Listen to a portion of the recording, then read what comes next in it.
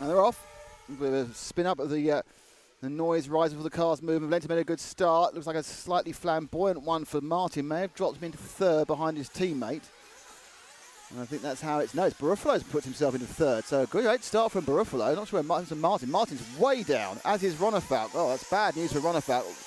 Starting way at the back of the grid. So they cross the line. It's the Valente from Carl McBride, from Marco Baruffalo, from Ongaro, who's just slipped into fourth. Those not seeing them. Then Revalia.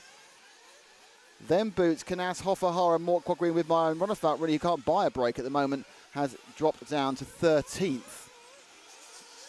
So top three underneath us now. Valente, McBride, Baruffalo. Up to the tabletop, and already we're getting that light and dark as the shadows come across from the trees to the right-hand side of the circuit. Valente going through the Z section before he'll come to the not quite a hairpin. And into the satellite hairpin, and then over Advertisers Alley. And thanks to all our teams and sponsors. The other sponsors, of course, being Hot Race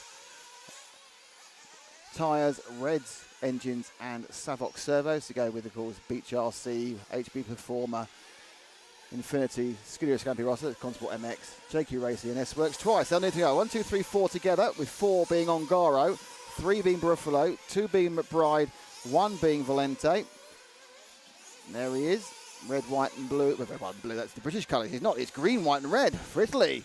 Valente, and he's done this before, twice. He's got a lot of pressure from McBride. McBride had to go around the outside. Oh, Baruffalo got the inside slightly and got rebuffed by the corner. He tried to come inside, but there just wasn't any more space there, and bounced his front wheels off that.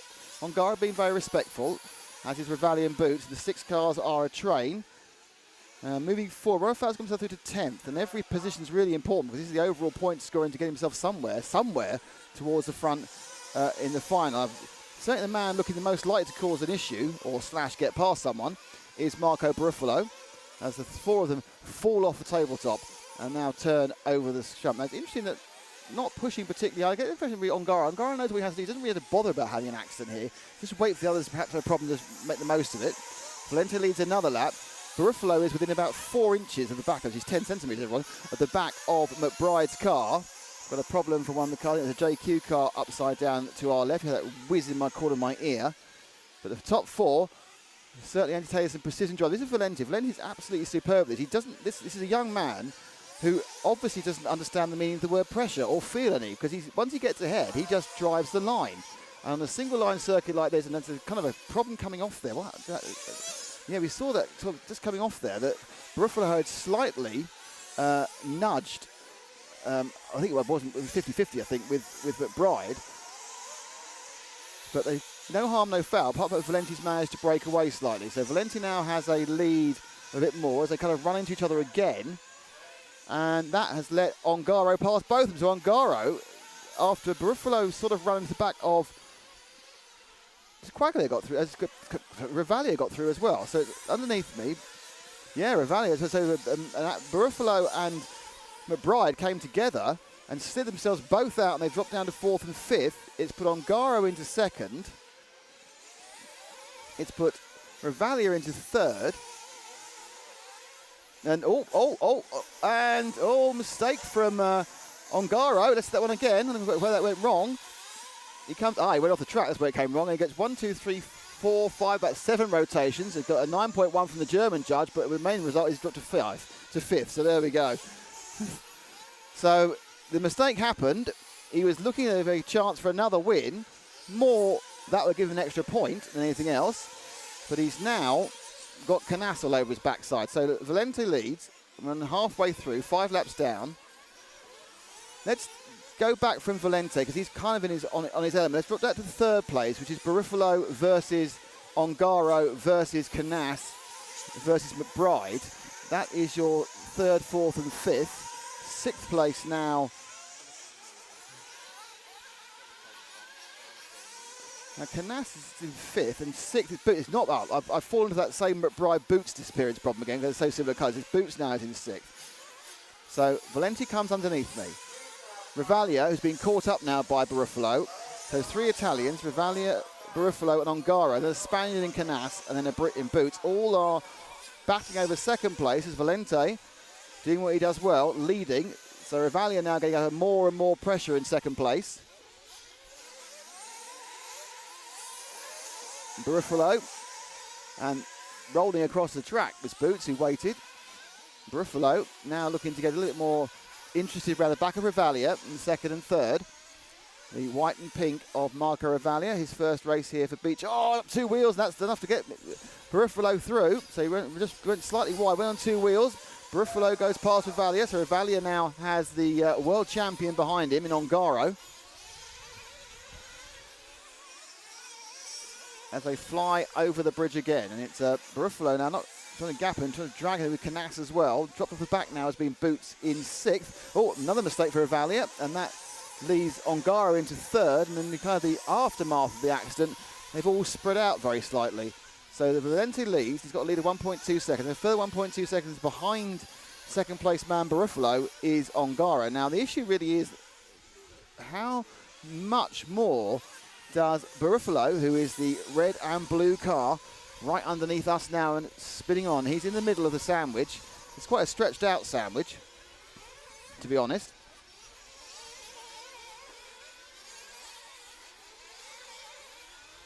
As they go on the lower level into the advertised alleyway. Buffalo now trying to cool down. Buffalo that time round made 4/10 up on young Valente. A little bit quicker also than Ongaro in 3rd. I'm pretty certain he's probably quite happy to be 3rd. Doesn't need to get any further. He can take the win or take it, but he doesn't really need it.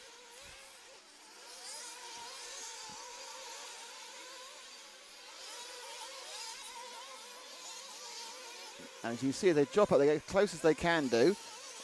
And we are now on the fight. This is so much fun. I didn't realise it's the final lap. I'm enjoying this race so much. It's the final lap, the first and second in frame.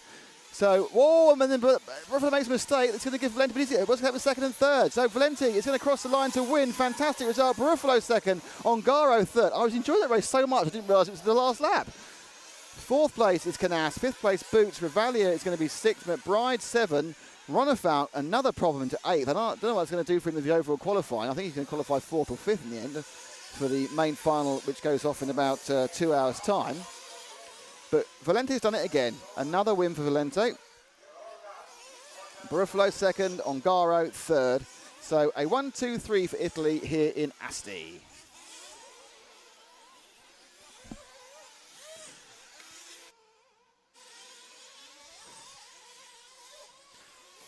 So as Nick makes his way over to the interview area, that gives me a opportunity to go through the results with you one more time. In first position was Valente, 2 was Buffalo, 3 Ongaro, 4 Canas, 5 was Boots, 6 was Reviglia, 7 McBride, 8 Ronafolk, 9 Hoffer, 10 Quagrain, 11 Martin, 12 Vidmeyer, 13 Max Mort, and in last place was 14 Asushi Hara.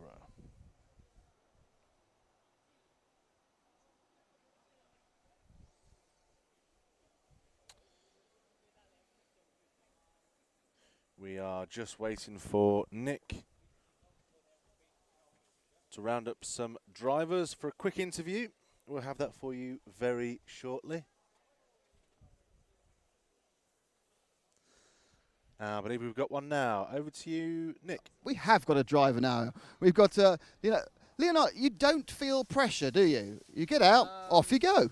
I mean, yeah, I do feel pressure, but I've seen like the cars behind me made some little mistakes, so I managed to stay calm, and even if it was a little bit slower, then towards the end they reached me, but I managed to get the TQ anyway, so I'm happy. Basically, just drove 10 laps on the line. Yeah, that's my plan. Brilliant stuff. Well done, mate. Fantastic. Thank you indeed. Marco?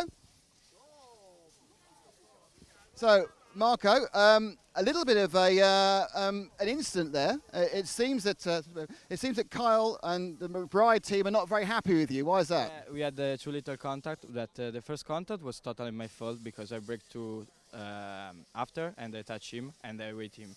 And in the second contact, in the jump, he touched first Ravaglia and I was behind him, so I brake, but I touched him. So it was not totally my fault.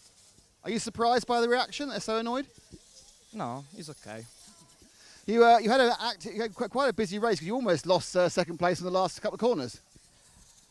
Yeah, because I wanna try to overtake Leo, but I try. Okay, thank you very much. So, it's all kicking off here now. Of course, we are now going to have we're going to have the thing we all look forward to most, the lunch break. And then we're going to come back with the last chance qualifier for RC2, the RC2 45-minute final. And then at 3:30 local time, we have the 1 hour, well, actually, it's 88 laps, don't tell anybody, final for RCGP round 6. Do not miss that because it is genuinely all kicking off here. And we might get our first bit of fisticuffs. Anyway, that's RCGP qualifying race 4 done. Join us in about 45 minutes for RC2 action on YouTube, and about an hour and a half when we put on the main finals onto Facebook. Thank you for watching. We're having a great time. It's lovely weather, and I say again, Hang on. You're off.